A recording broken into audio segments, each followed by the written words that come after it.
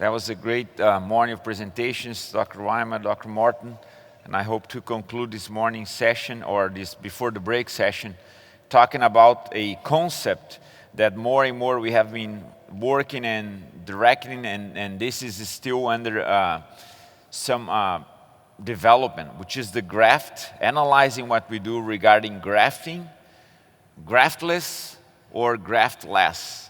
How are we going to work with these procedures in the dentistry of things? And I really love this slide, and I had to thank you, Christian, for sharing that with me.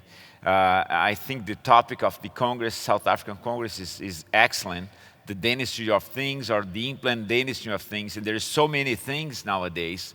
If you go to a meeting, we just walk outside on the exhibit hall, and we see different concepts, different materials, different approaches. And as clinicians, sometimes we don't really know what to use, and we keep practicing in concepts that were developed 40, 50 years ago. It is like a brain tattoo in our brains, and we keep practicing with new tools using rules that were developed 40 years ago. And now we're going through this transition on new tools, including implants, biomaterials, treatment planning tools. And with new tools, we are developing new rules or learning new rules. And I want to start with the beginning.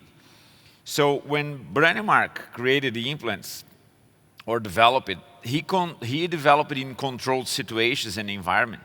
That meaning sufficient retention of denture, a pre-op denture period of at least 1 year, and then time for bone healing, everything in 2 stages, at least 4 months of healing. That's how everybody started to do implants. In 1964, 5, 3, if you read the publications, those are the first concepts that were developed.